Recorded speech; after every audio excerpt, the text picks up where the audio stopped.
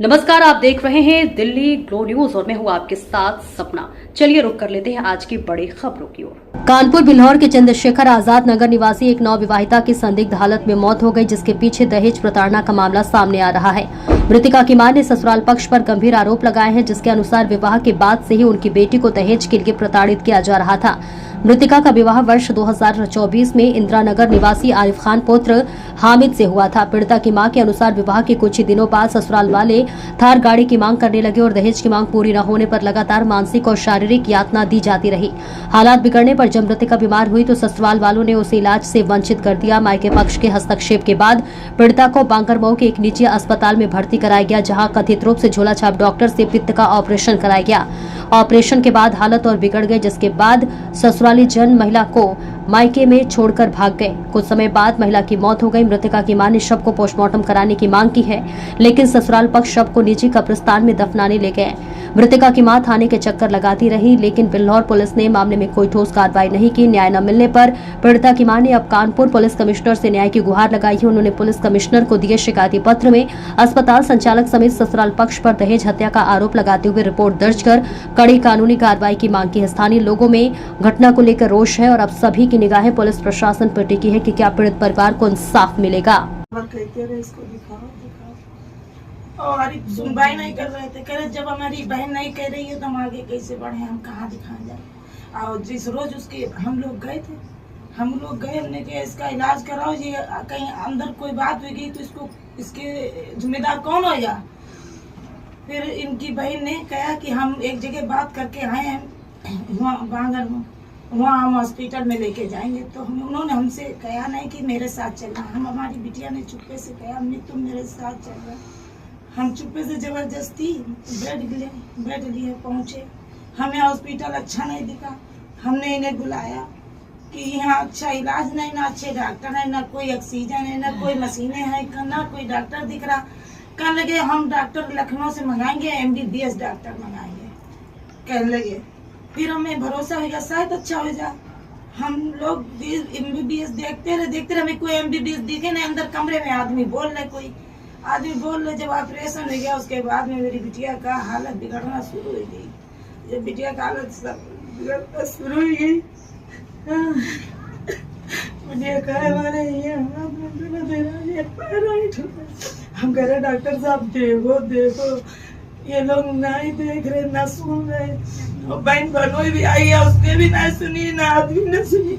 जब मेरी बच्चे की हालत बिल्कुल गंभीर हुई गई, जब लेके और आरिफ को भी बैठा लिया गाड़ी में, अकेले लेके चले गए। मैं सिर्फ अकेला छोड़ गए।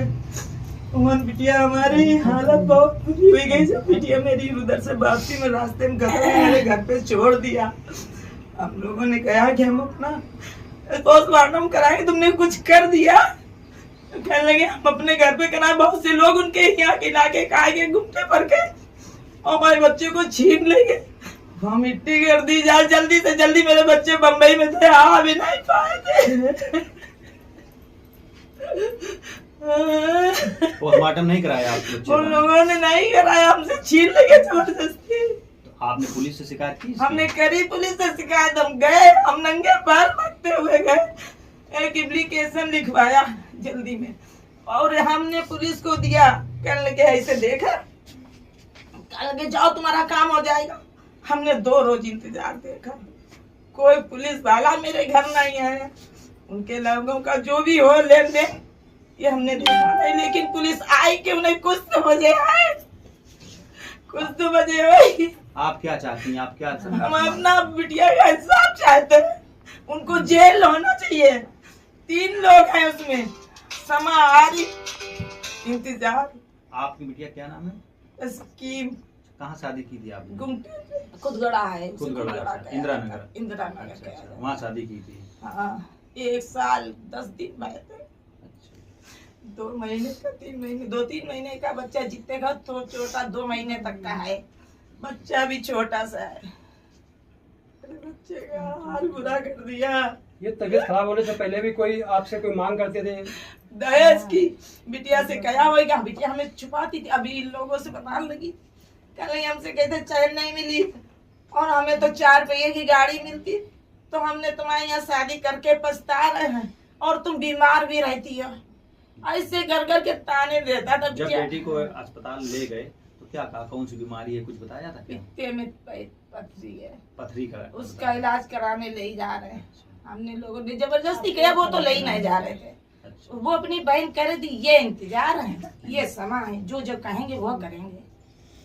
उन्होंने मेरे बच्चे को ले लिया। कौन सी गाड़ी मांग रहे थे? थार की हमारी हैसियत थी, सोने की चैन की हमारी हैसियत नहीं है। 1 लाख में सोना हम नहीं दे पाए। मतलब आए दिन टॉर्चर करा करते थे, कुछ ना कुछ मेरे बच्चे को परेशान करते थे। सबसे ज्यादा उसकी बहन उसको सिखाती थी।